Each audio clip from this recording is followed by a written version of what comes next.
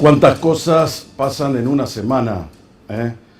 Ayer, por ejemplo, la madrugada del viernes, a nivel nacional, terminó con media sanción la famosa ley de interrupción voluntaria del embarazo, que también se trataba en la misma sesión la ley de los 1000 días, esa asistencia a los niños hasta los 3 años.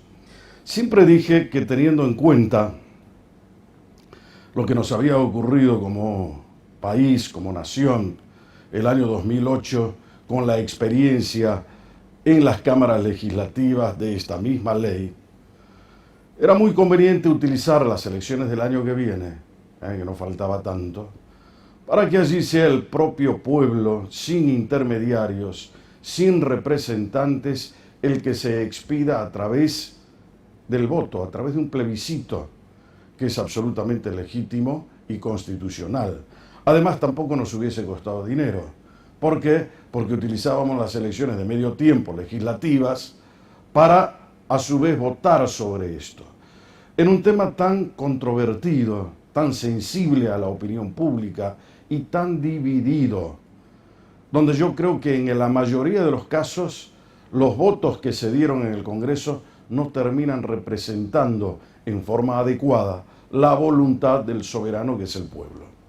Por eso supuse que la mejor manera era que el pueblo se exprese sin condicionamientos, absolutamente libre y en forma directa, sin los famosos representantes que a veces hacen de intérpretes, cuando en realidad hay una gran especulación política y electoral para ver cómo les rinde el voto que dan en el Congreso. Hay muchos que se subieron como caballo de batalla al tema del el aborto, como se dice vulgarmente, diciéndole no a los efectos de capturar adhesiones. La gente ya no puede ser más tonta. Tenemos que ser vivos, despiertos.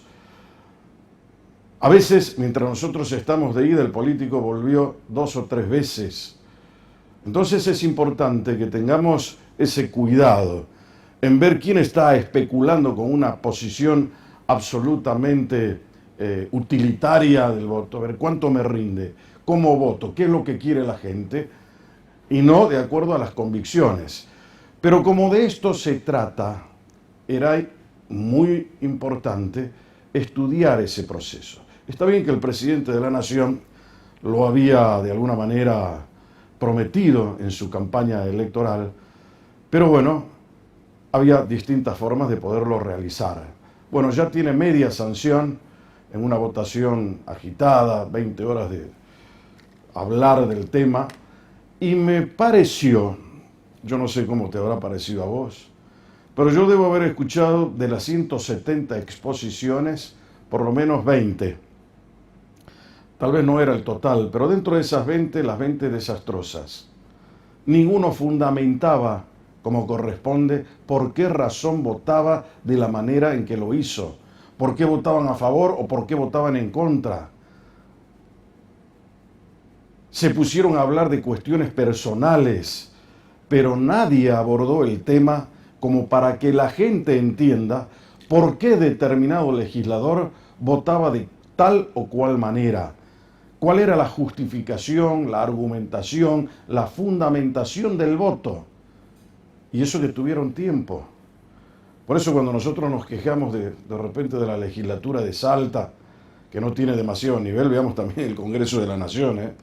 Habría que revisar muy bien qué es lo que se hace también y quiénes son los delegados en el Congreso de la Nación. Como todo el mundo sabe, Salta tiene 7 diputados nacionales, de los cuales 4 votaron a favor y 4 en contra y 3 a favor de esta ley de interrupción voluntaria del embarazo. Vamos a ver qué pasa ahora en el Senado de la Nación cuando en los próximos días, seguramente será antes de fin de año, se produzca también el tratamiento de la ley y la votación en consecuencia. Eso por un lado. Ayer fue el día el día jueves fue el día de los derechos humanos. Allí arrancó esto en el Congreso y hubo también una presentación donde en mucho tiempo se vieron las caras personalmente el presidente de la Nación y la vicepresidenta Cristina Fernández de Kirchner. Yo creo que aplaudir en la ESMA, que fue el escenario que utilizaron para hacer esta recordación sobre los derechos humanos, no necesariamente tenemos que circunscribir, limitar los derechos humanos a lo que nos ha sucedido históricamente a los argentinos con el proceso de reorganización nacional iniciado el año 1976.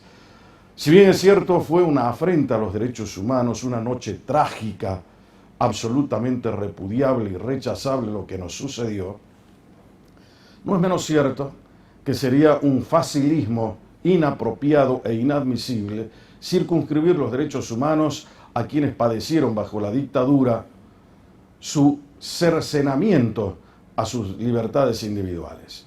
Los derechos humanos van mucho más allá. La gente que se queda sin trabajo, que no puede comer, que no puede educarse, que no puede encontrar igualdad de oportunidades, son también derechos humanos y que muchas veces son pisoteados por gobiernos constitucionales y no de facto. Pero también me llamó la atención otra cosa. Vi una tensión, una relación tensa, incómoda, entre el presidente y la vicepresidenta. Y después de que eso ocurrió, todo el mundo sabe que Cristina ha hecho una carta dirigida al Poder Judicial, donde dentro del Poder Judicial, en forma especialísima, a la Corte Suprema de Justicia de la Nación, algo nunca visto en un sistema democrático, donde la ataca permanentemente a la Corte, porque evidentemente, ya lo dije en alguna otra oportunidad, por lo menos en mi opinión, Cristina quiere manejar el tercer poder del Estado, que es el Poder Judicial. Maneja el Ejecutivo a través de Alberto Fernández, maneja el Legislativo a través de ella como presidenta del Senado y a través del hijo, que es Máximo Kirchner, que controla a Sergio Massa en la Cámara de Diputados. Consecuentemente, para lograr su impunidad, necesita el tercer poder, que lo maneja en este caso la Corte Suprema de Justicia de la Nación. Como no puede doblegar a la Corte, la ataca.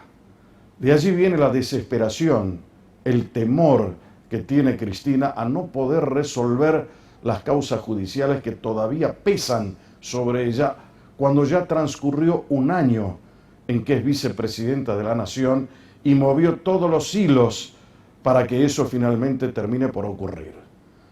Yo quisiera, hago votos, para que de verdad en la Argentina comience a funcionar como corresponde la justicia.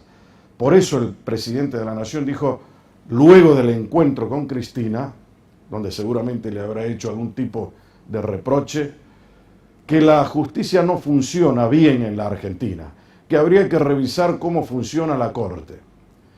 Eso es lamentable en un presidente que no entienda, primero, la división de poderes, segundo, cómo funciona una república precisamente a través de esa división de poderes, que si bien es cierto son absolutamente independientes, no es menos cierto que al pertenecer los tres al Estado, también son interdependientes. Por lo tanto, sería muy necesario que el presidente sea lo suficientemente cauto, prolijo y sobre todo una persona que observe esto con cierta equidistancia para no cometer errores que pudiesen perturbar la institucionalidad y sobre todo el republicanismo en la Argentina. Nosotros queremos una democracia republicana, pero para lograrlo no solamente hace falta decirlo, sino promoverlo y hacerlo. Esa es la recomendación, prudencia al presidente de la Nación. El otro tema, ya viniendo a Salta, fíjense la fecha en la que estamos, promediando el mes de diciembre, donde se suelen hacer análisis, balances de cómo ha sido un año absolutamente desconcertante, inesperado, como ha sido este año 2020, para todos nosotros, consecuentemente también para los gobiernos, el nacional, provincial y los municipales. Pero el gobernador de esta provincia, Gustavo Sáenz, en un mensaje breve, lacónico, creo que duró 6 minutos, en el día de jueves, hizo una presentación a la prensa y a su equipo de gobierno para realizar a modo de balance lo que había sido este año 2020. Me parece una costumbre, si la suele repetir, sumamente saludable.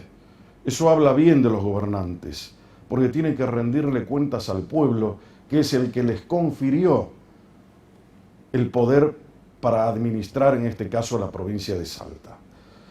Eso lo entendió el gobernador Gustavo Sáenz. Aplaudo que haya tenido ese gesto absolutamente democrático en informar y ver qué es lo que se ha hecho a lo largo de este año en las distintas áreas de gobierno. Como si fuese eso poco, el gobernador se encargó a su vez de transmitirle a la gente su pesar por los errores que ha cometido su administración en este año. Eso a mí, como periodista y como ciudadano, me reconforta, porque veo una dosis de humildad, veo una dosis de sencillez, un baño de razonabilidad, que es como se debe ejercer el poder. Detesto a las personas que son creídas y que porque ganaron una elección creen que están arriba de cualquiera. Eso precisamente no es un comportamiento democrático, ni tampoco es estimulante para ninguno de los ciudadanos. Por lo tanto, cuando uno critica hay que decir lo bueno y lo malo. En este caso, me saco el sombrero para la acción que ha tenido Sáenz en presentar esto a la sociedad, informando en detalle qué es lo que se ha hecho en infraestructura, en obra pública, en salud, en educación.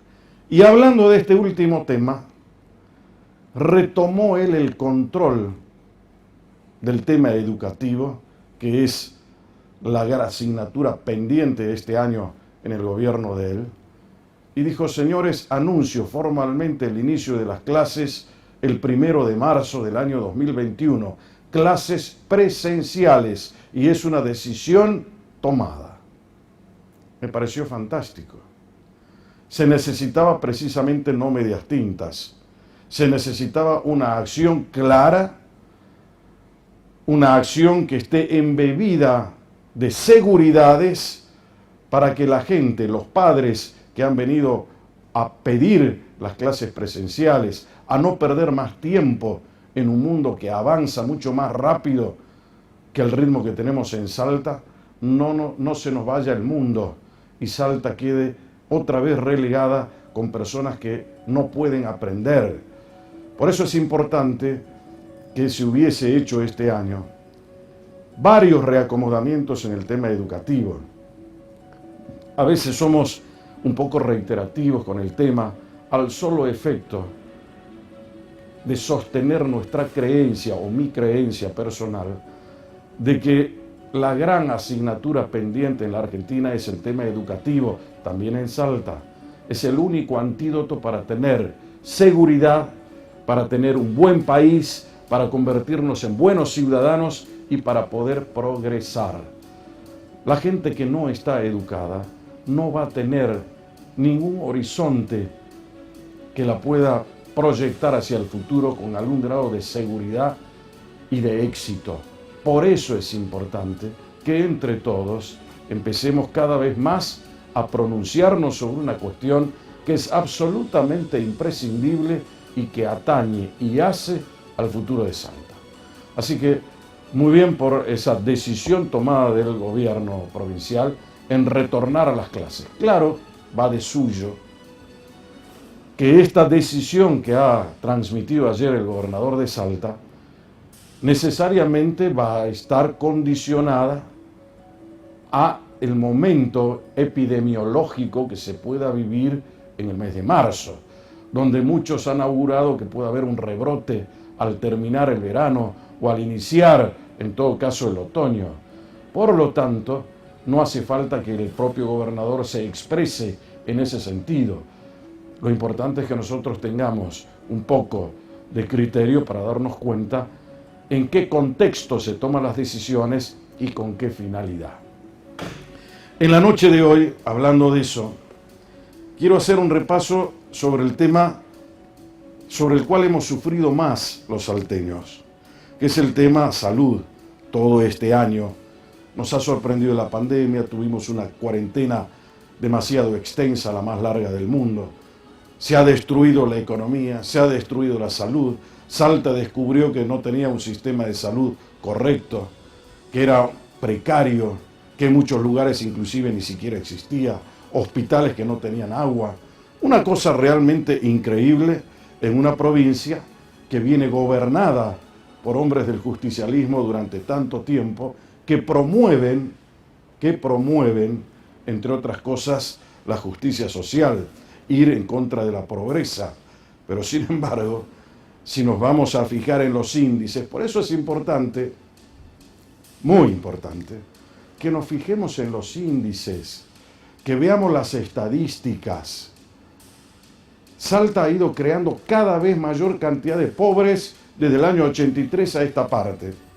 Fijémonos cuánta pobreza tenía Salta en el año 83 y fijémonos cuánta pobreza dejó el primer gobierno después de recuperar la democracia, que fue el de Roberto Romero.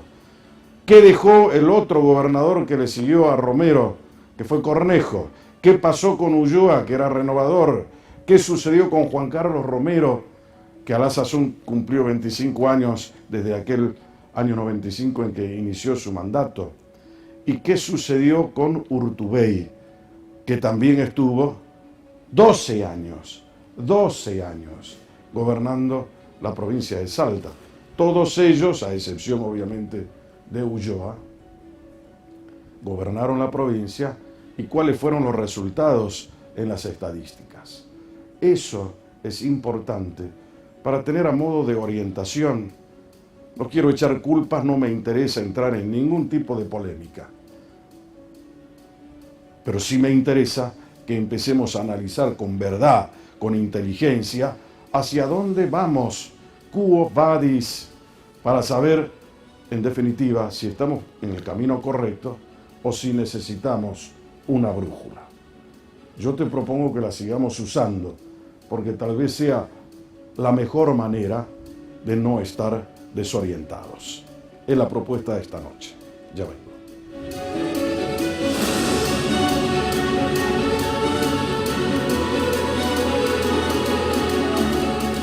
Muy bien, señores, ya estamos en Brújula Política para no dormir. La propuesta de esta noche es hablar con una persona equidistante del poder, que nos ayude a mirar por dónde estamos transitando en esta etapa tan dura para Salta, para el país y el mundo, como ha sido el tema de la salud, que todavía la tenemos comprometida. Ahora viene con la historia de las vacunas. ¿Qué se piensa? ¿Cómo deberíamos aceptar o no los ciudadanos el tema de vacunas y demás?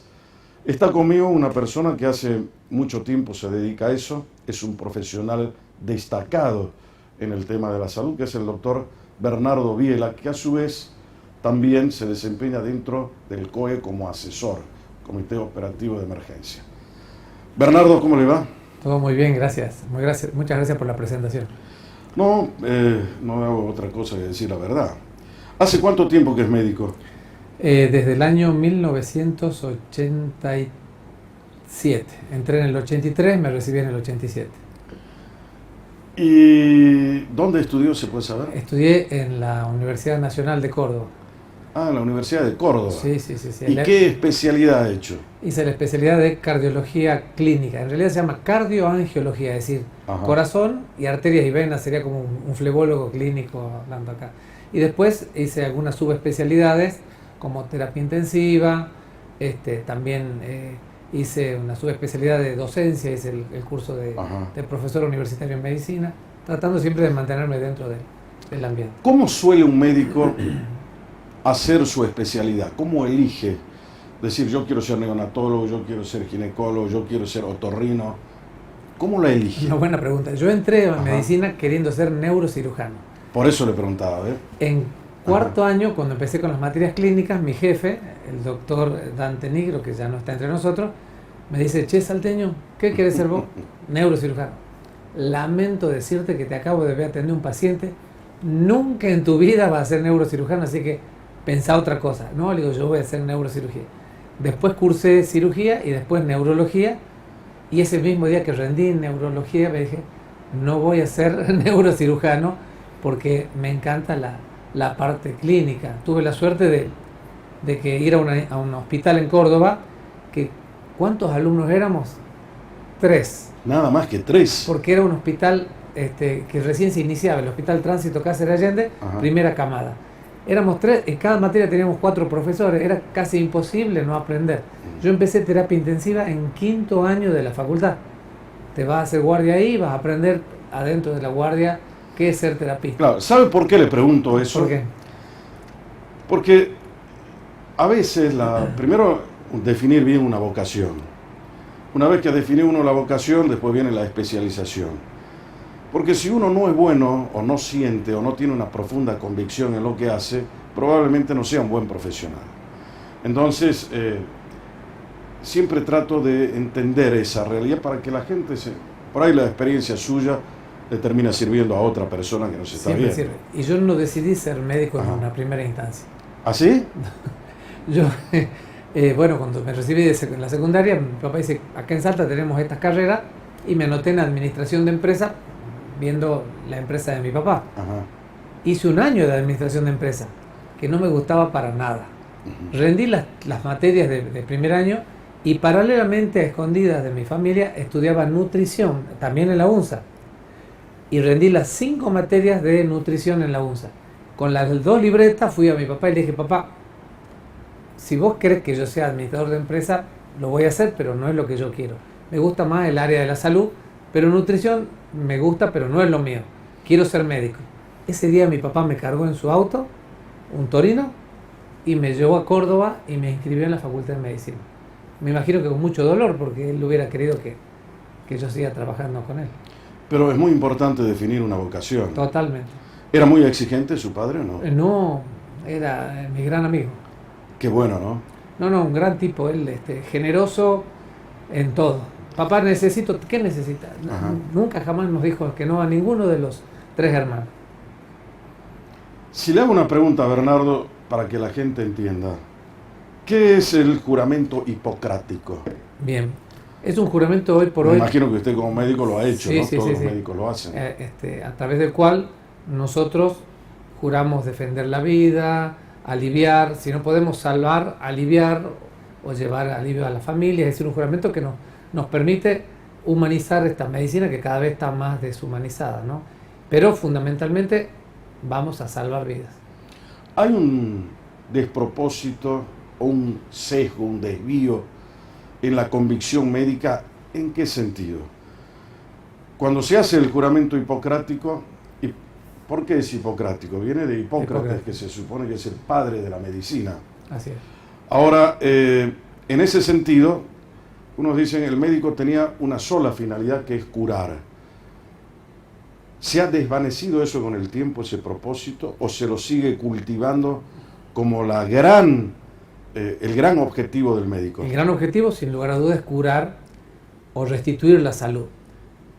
Pero a veces no siempre se puede curar, a veces se puede aliviar y a veces se puede consolar. Y por último se puede ayudar al buen morir. En lo primero que trabajé cuando llegué al Congreso de la Nación fue en la ley de la muerte digna. Me acuerdo que ¿Eso tiene que ver con la eutanasia? claro, ellos la llamaban eutanasia. Me llamó el doctor Gil Lavedra, Gerardo Morales, Ricardo Alfonsín, eran 5 o 6 diputados y senadores que estaban hablando sobre la ley de eutanasia. Y me acuerdo que Gil Lavedra me dijo, vos sos médico y de Salta. Dice, a ver, iluminaron un poquito sobre esta ley de la eutanasia. Entonces, digo yo, mire, lo primero que puedo decir es que el nombre está mal puesto, porque eutanasia es favorecer la muerte o acelerar la muerte con una inyección, cortándole el oxígeno, de alguna manera a favorecer a la muerte. O sea, no yendo a lo que es la muerte natural. No yendo a lo que es la muerte natural. La ortotanasia es la muerte digna. Es decir, uno viene al mundo para no sufrir dolor, hambre, frío, soledad. Y cuando uno se quiere ir, tiene que tener la dignidad en ese partir, acompañado de sus seres queridos, sin dolor, sin frío, sin hambre. Entonces, en esos momentos que uno se está yendo, a veces internado, y muchas veces tratamos que sea en el hogar, mucha gente no quiere en su casa, pero por ahí no piensan qué es lo que quiere la persona que se está yendo. Irse en su casa, irse con sus colores, con sus olores, con sus comidas, y ahí se trabajó con la ley de muerte digna y fue el primer aporte que hicimos en el buen morir dentro de lo que es el juramento hipocrático, que en realidad la idea es ampliar la base, porque no siempre se puede dar salud o curar, ¿no? Bueno, eso tiene mucho que ver con un concepto bioético, ¿no? Así es. Bioético, la bioética es una rama de la ética que precisamente trata, entre otras cosas, estos temas que tienen que ver con las profundas convicciones, en cómo manejamos y ordenamos la cuestión moral, que es el desempeño de la profesión de los médicos. Y hablando de eso, usted que es un hombre que además tiene una arista política, eso quisiera que me cuente así, pero al pasar. ¿Por qué decidió alguna vez usted incursionar en la política siendo un médico reconocido, de trayectoria y además de vocación que ahora le reconozco? La verdad es que no me interesaba en lo más mínimo la política. Mis hermanos vivían inmiscuidos en política y permanentemente trabajaban en política ellos. Y bueno, más de una vez estuvimos hablando y empecé con un programa que se llamaba El Médico en mi Casa en aquel momento. Y me dicen, che, Bernardo, pero vos del consultorio llevas salud, desde los programas llevas salud. Dice, pero imagínate trabajar en el Congreso o trabajar en la Cámara de Diputados de la provincia y generar proyectos saludables para llevar salud a más personas. Y bueno, y ahí me lo presentaron a través de mi papá, a Gustavo Barbarán. Y Gustavo Barbarán es el que empezó a hablar conmigo y me generó un entusiasmo importante y le estoy muy agradecido, por supuesto. Y empecé a militar en el MID en aquel momento, que era Movimiento de Integración y Desarrollo. Lista número 1. Ese era el número de la lista. Y ¿Pero por qué lo vinculan a la Unión Cívica Radical? Básicamente cuando viene UDESO Salta, Unión para el Desarrollo Social, en el cual estaba como candidato a presidente Ricardo Alfonsín.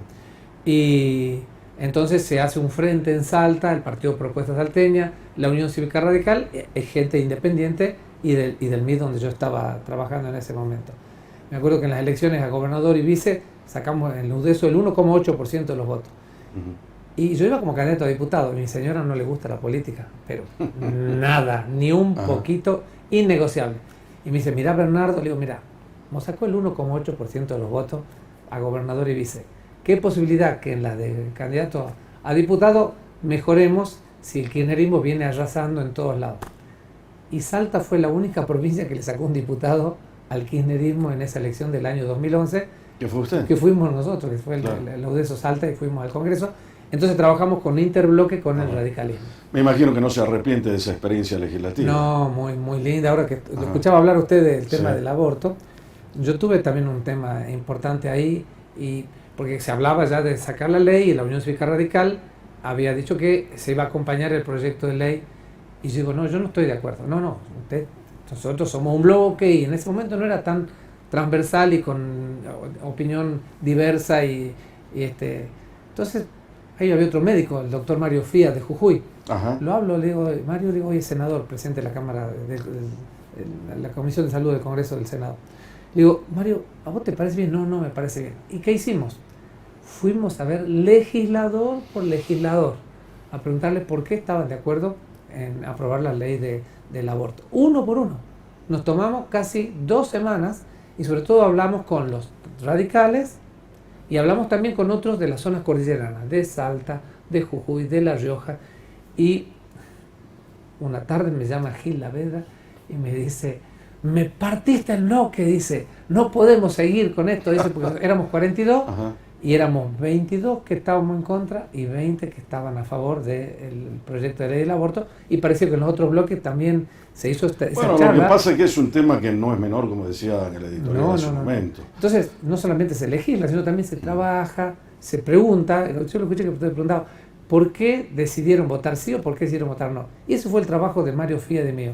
Nos sentamos a escucharlos por qué. A ver, yo como ciudadano me pongo en el canal de YouTube que tiene el propio Congreso y tengo que escuchar cuál es la fundamentación, cómo me están representando, cómo tutelan mi derecho, qué calidad de exposición hay, qué grado de profundidad tienen para abordar el tema, cómo lo prepararon, teniendo en cuenta que tuvieron desde el año 2018 ahora casi 3 años para sentarse a estudiar, ¿no?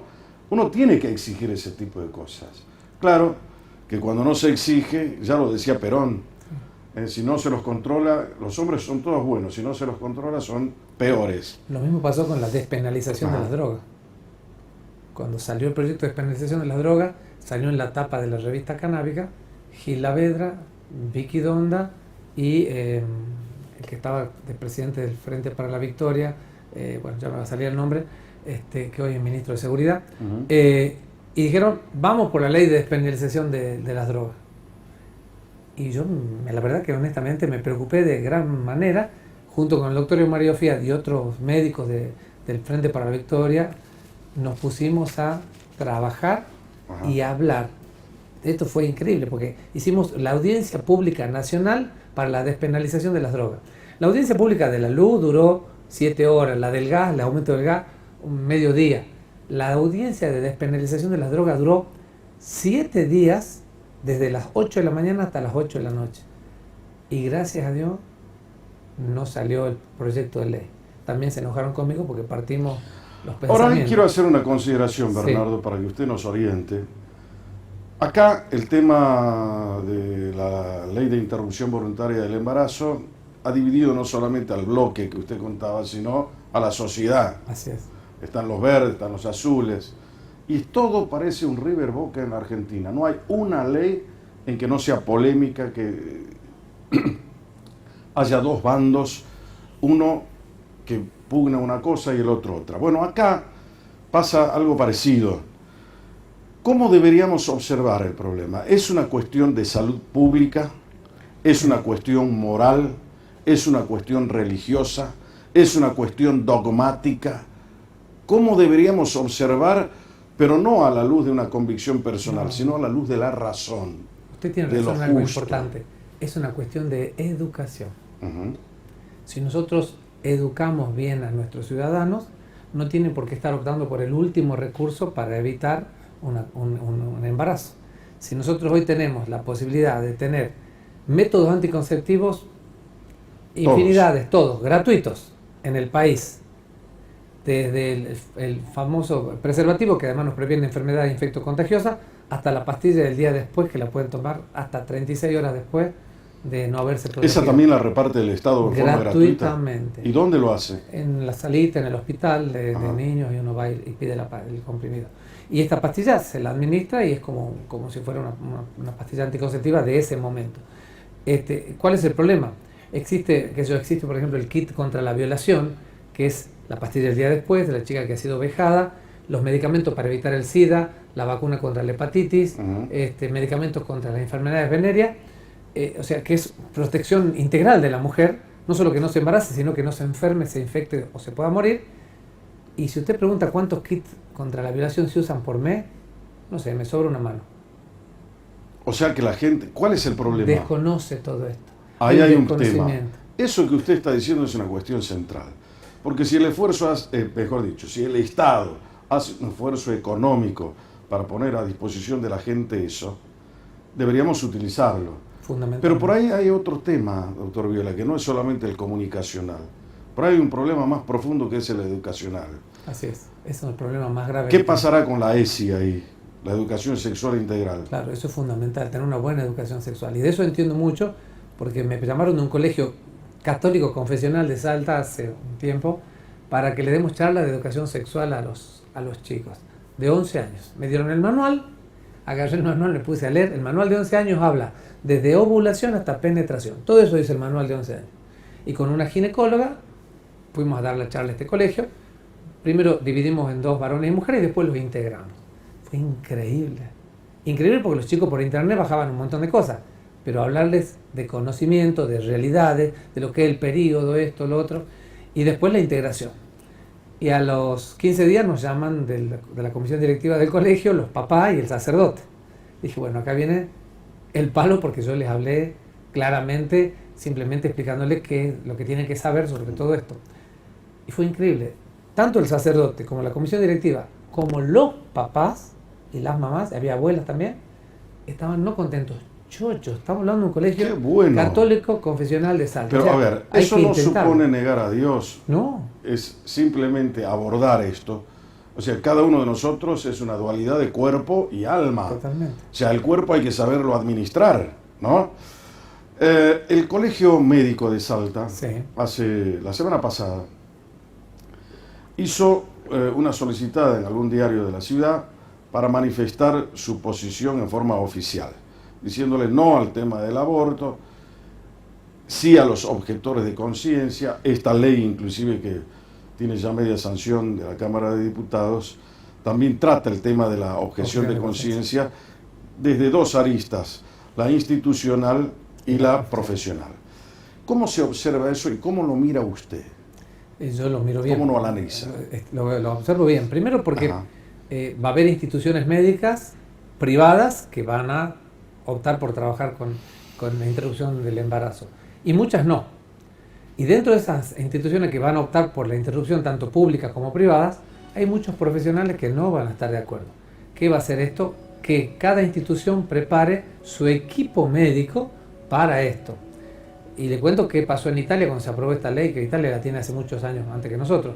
En el norte de Italia tuvieron que traer médicos de Austria porque no había médico que quiera hacer la interrupción voluntaria del embarazo.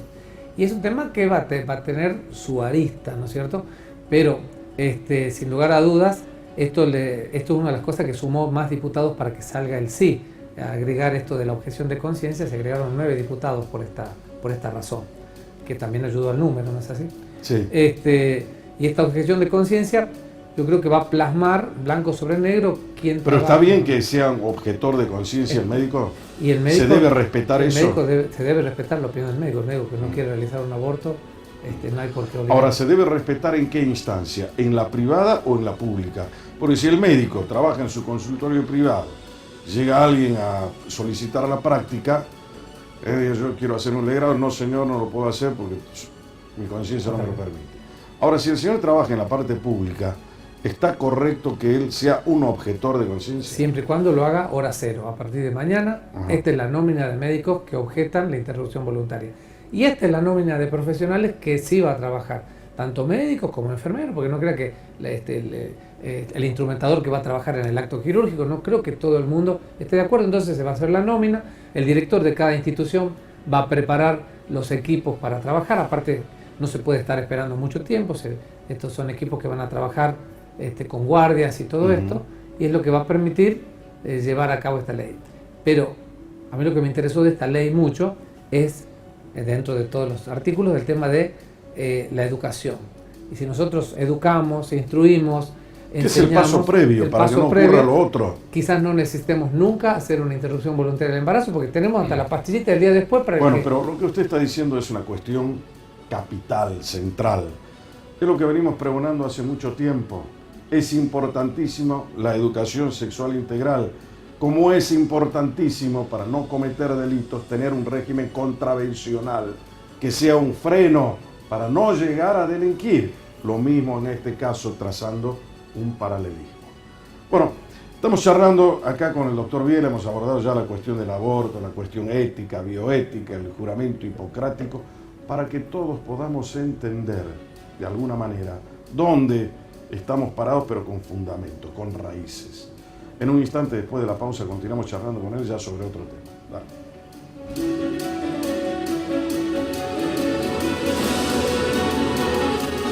Muy bien, ya estamos de retorno acá en Brújula Política para no dormir, esta noche con la presencia del doctor Bernardo Biela, donde ya abordamos varios temas importantes. ¿Usted, Bernardo, es integrante del COE? Sí, trabajo en el COE hace ya como 7 meses. 7 meses, o sea, casi desde el inicio. Sí, sí, sí.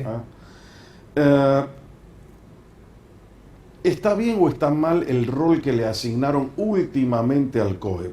¿Por qué le pregunto eso? Usted me va a entender bien.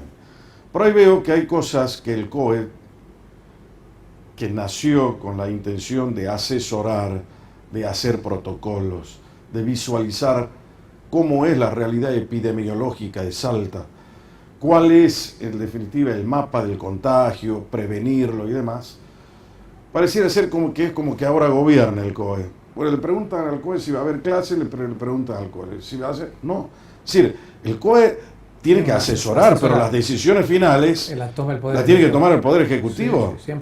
Él es el que ¿Estamos de acuerdo con eso? Totalmente. ¿Cómo ve el tema de la vacuna que llega, la Sputnik 5, el AstraZeneca, el Pfizer, Moderna, no sé cuántas más hay? Bien. Y que el presidente de la Nación ha dicho que se va a vacunar 350.000 personas hasta antes de fin de año. Correcto. Bien, yo creo que el gobierno, quiero pensar bien, ¿no? Porque puedo pensar mal de la Sputnik 5. Quiero creer que el gobierno compró esta vacuna que no está aprobada todavía ni por la FDA ni la MSA, que son los organismos europeos y americanos de aprobación. Y la OMS también. La OMS es los que rige todo esto. Estos son los organismos que dicen este medicamento sirve, este medicamento esperemos. Ellos no lo aprobaron y ellos son los que le dan al ANMAT el ok. O sea que el ANMAT argentino todavía no tiene el ok de esta vacuna. Importamos una vacuna que se ha aprobado hasta el momento en 76 personas como publicadas, hay capaz que lo han probado muchas más, pero no está publicado, y que aparentemente no tiene mayores efectos secundarios en 76 personas. Una vacuna que nos cuesta $20 cada dosis y que necesita un proceso de enfriamiento de 70 grados bajo cero.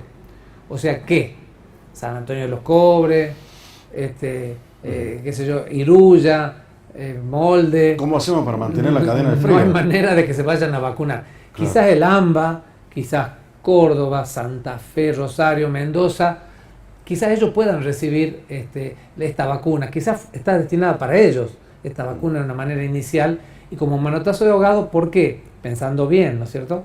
¿Qué piensa el Poder Ejecutivo Nacional? Si nos viene la segunda ola a nosotros a fines de febrero, no tenemos espalda económica, financiera, educativa, sanitaria para poder tolerarla como tiene Europa o Estados Unidos, porque nos vamos al tacho. Entonces, entre probar cualquier medicamento de manera de emergencia, probamos esta vacuna que no está aprobada. Ahora, ¿está bien que hagamos de conejillo de indias? Muy mal. Es más, yo hice un meme que decía que vamos a ser el único país que vamos a pagar para hacer conejillo de indias. Después existen otras 3 vacunas más que son las que están... Porque además no es solamente ser conejillo de indias, es saber qué consecuencias nos puede traer ser las conejillo de indias.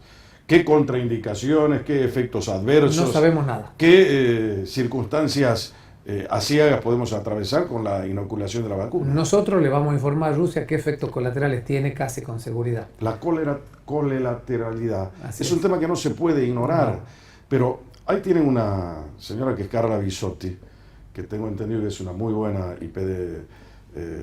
viróloga, y ella trabajaba en el tema antes de... En el gobierno fue la que fue a Rusia. Sí, ella en el gobierno de Cristina, ella estaba a cargo de todo el proceso de vacunación de la República Argentina, que fue una de las mejores cosas que se hizo de ese gobierno. Bueno, según ella, la vacuna está aprobada, pero... No, seguro que no está aprobada.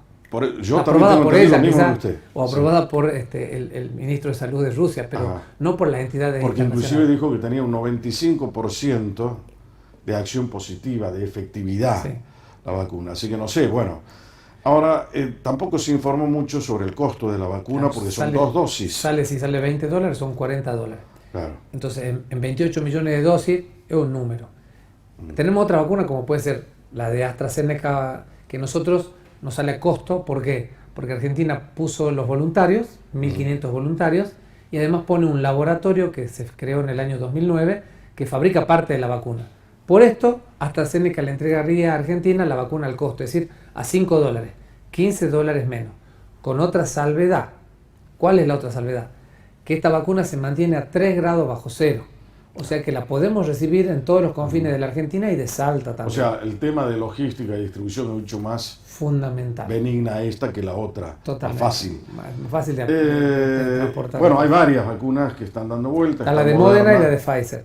Estas 2 vacunas de Pfizer necesita temperatura también de 70 grados bajo cero, pero está aprobada por la FDA y por la MSA. Está aprobada.